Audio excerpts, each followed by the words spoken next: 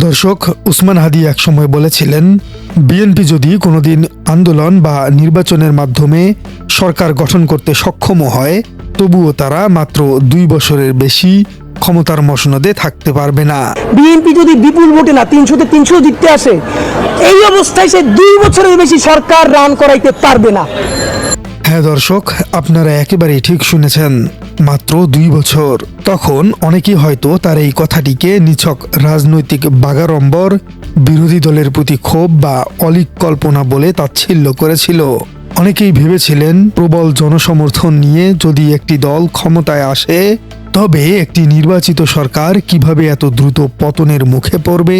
কিন্তু ওসমান হাদি জানতেন, তিনি খুব গভীরভাবেই বুঝতে পেরেছিলেন যে ক্ষমতায় যাওয়ার পর এই দলটির ভেতরে লুকিয়ে থাকা সীমাহীন লোভ, ক্ষমতার অযোগ্যতা, প্রশাসনিক দুর্বলতা এবং চরম অব্যবস্থাপনা দেশকে এমন এক ভয়াবহ অন্ধকারের দিকে ঠেলে দেবে, যেখান থেকে দেশের সাধারণ মানুষ বাধ্য হয়ে নিজেদের পিঠ দেয়ালে ঠেকে যাবার পর বাঁচার তাগিদে আরেকটি ভয়ঙ্কর গণ অভ্যুত্থান ঘটিয়ে এই সরকারকে ক্ষমতাচ্যুত করতে বাধ্য হবে।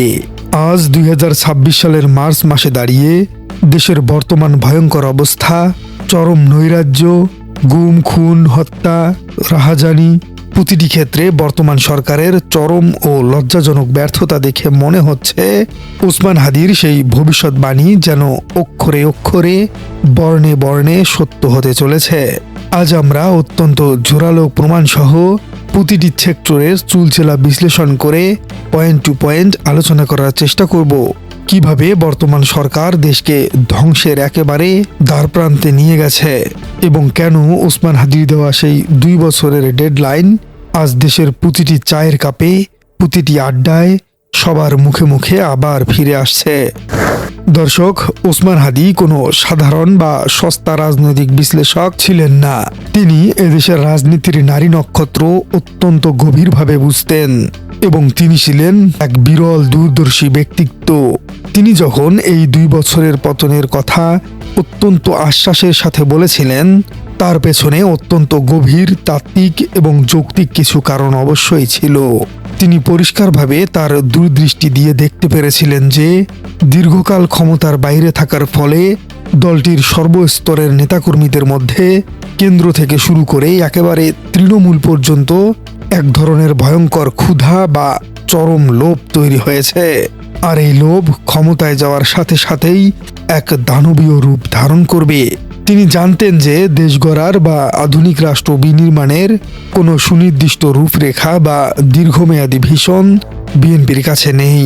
তাদের একমাত্র এবং প্রধান লক্ষ্য হবে রাতারাতি রাষ্ট্রযন্ত্রকে নির্লজ্জভাবে ব্যবহার করে নিজেদের আখের গুছিয়ে নেওয়া, অর্থাৎ সর্বপ্রথম নিজের পকেট ভারী করা।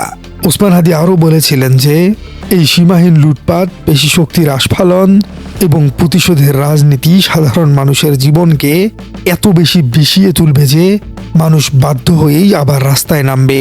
মানুষ একসময় হা হুতাশ করে বলবে, এর চেয়ে হয়তো আগের অগণতান্ত্রিক বা স্বৈরাচারী অবস্থাই অনেক ভালো ছিল।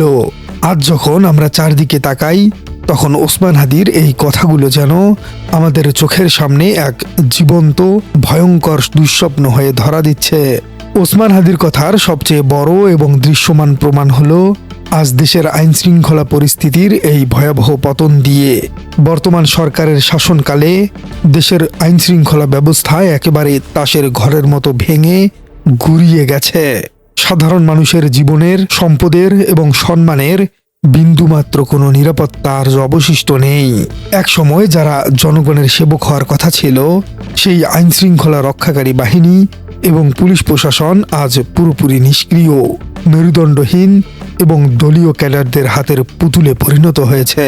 পাড়ায় পাড়ায়, মহল্লায় মহল্লায় এখন চলছে একচ্ছত্র আধিপত্য বিস্তারের এক নোংরা এবং রক্তক্ষয়ী লড়াই।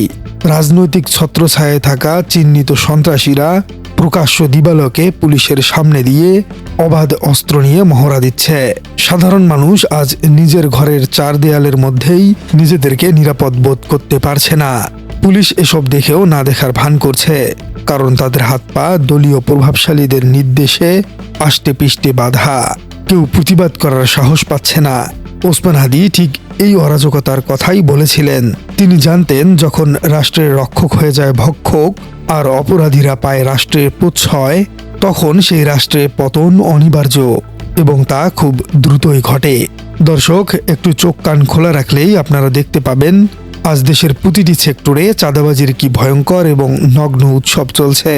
রাস্তার ধারের ভাসমান ক্ষুদ্র হকার থেকে শুরু করে বড় বড় শিল্পপতি, ব্যবসায়ী বা গার্মেন্টস মালিক, কেউই আজ এই সরকার দলীয় চাঁদাবাজির করাল গ্রাস থেকে মুক্ত নয়।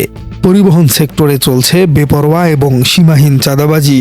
বাসে, ট্রাকে, অটোরিকশায় সব জায়গায় চাঁদা দিতে হচ্ছে, যার প্রত্যক্ষ প্রভাব সরাসরি গিয়ে পড়ছে সাধারণ মানুষের নিত্য প্রয়োজনীয় পণ্যের দামের উপর। আর এই চাঁদার কোটি কোটি টাকার ভাগাভাগি, টেন্ডারবাজি এবং এলাকা দখল নিয়ে প্রতিদিন দেশের কোথাও না কোথাও ঘটছে রক্তক্ষয়ী সংঘর্ষ। লাশের রাজনীতি আজ এক স্বাভাবিক নিয়মে পরিণত হয়েছে। বিরোধী মতকে দমন করার জন্য কিংবা নিজেদের দলের অভ্যন্তরীণ কোন্দলের জেরে প্রতিনিয়ত সাধারণ এবং নিরীহ মানুষদের প্রাণ ঝরছে। ওসমান হাদি আগেই সতর্ক করে বলে দিয়েছিলেন, ক্ষমতার অপব্যবহার এবং চাঁদাবাজির এই সিন্ডিকেট এতটাই বেপরোয়া এবং লাগামহীন হয়ে উঠবে যে সাধারণ মানুষের জীবনের কোনো মূল্যই আর এই সরকারের কাছে থাকবে না। আজ সেই নির্মম এবং নিষ্ঠুর সত্যটি দেশের খেটে খাওয়া মানুষ হারে হারে টের পাচ্ছে। একটি দেশের শেষ আশ্রয়স্থল হলো তার স্বাধীন বিচার ব্যবস্থা।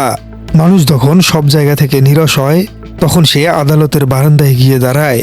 কিন্তু বর্তমান পরিস্থিতিতে দেশের বিচার ব্যবস্থার যে নগ্ন দলীয়করণ এবং প্রহসন চলছে, তা অতীতে কোনোদিন এই দেশের মানুষ দেখেনি।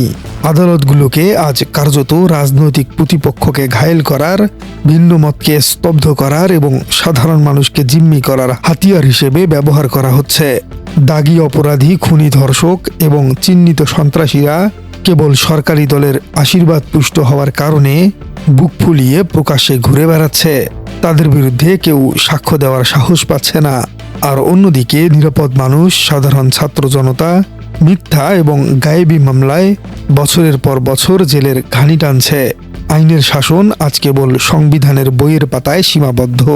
ওসমান হাদি খুব ভালোভাবেই বুঝতে পেরেছিলেন, যখন বিচার ব্যবস্থা তার স্বাধীনতাকে হারিয়ে ফেলে, আইনের শাসন যখন দলীয় দাসে পরিণত হয় এবং সাধারণ মানুষ যখন আদালতের বারান্দায় ঘুরে ঘুরে ন্যায় বিচার না পেয়ে চোখের জল ফেলে ফিরে যায়, তখন মানুষের মনে যে ক্ষোভের আগুন জ্বলে ওঠে, তা পৃথিবীর কোনো পুলিশ, র্যাব বা সেনাবাহিনী দিয়ে নেভানো যায় না। এই ক্ষোভই শেষ পর্যন্ত জন্ম দেয় এক ভয়ঙ্কর গণ অভ্যুত্থানের। দর্শক, এবার আসুন দেশের অর্থনীতির কথায়, যা যে কোনো সরকারের টিকে থাকার মূল ভিত্তি। কেবল দেশের ভেতরেই নয়, আন্তর্জাতিক অঙ্গনে এবং বৈশ্বিক কূটনীতিতেও এই সরকার চরম ব্যর্থতার পরিচয় দিতে পারে। একটি দেশের স্বাধীনভাবে টিকে থাকার জন্য প্রয়োজন একটি সুনির্দিষ্ট এবং দূরদর্শী ভারসাম্যপূর্ণ পররাষ্ট্রনীতি। কিন্তু বর্তমান সরকারের কোনো সুস্পষ্ট পররাষ্ট্রনীতি নেই। পরাশক্তিগুলোর সাথে নিজেদের দেশের স্বার্থ রক্ষা করে দর কষাকষি করার মতো কোনো কূটনৈতিক মুন্সিয়ানা তারা দেখাতে পারছে না। প্রিয় দর্শক, আপনার কি মনে হয় ওসমান হাদির এই ভবিষ্যৎবাণী কি সত্যি অক্ষরে অক্ষরে বাস্তবায়িত হতে যাচ্ছে? দেশের বর্তমান এই ভয়াবহ নৈরাজ্য এবং পরিস্থিতি থেকে সাধারণ মানুষের মুক্তির উপায় কি? 2 বছর পূর্ণ হওয়ার আগেই কি আমরা রাজপথে নতুন কোনো ইতিহাস দেখতে পাবো? আপনাদের অত্যন্ত মূল্যবান এবং সুচিন্তিত মতামত জানিয়ে দিন আমাদের কমেন্ট বক্সে। এবং আপনার রাজনীতি চ্যানেলে নতুন হয়ে থাকলে চ্যানেলটি সাবস্ক্রাইব করার অনুরোধ থাকলো। দেখা হচ্ছে পরবর্তী কোনো ভিডিওতে।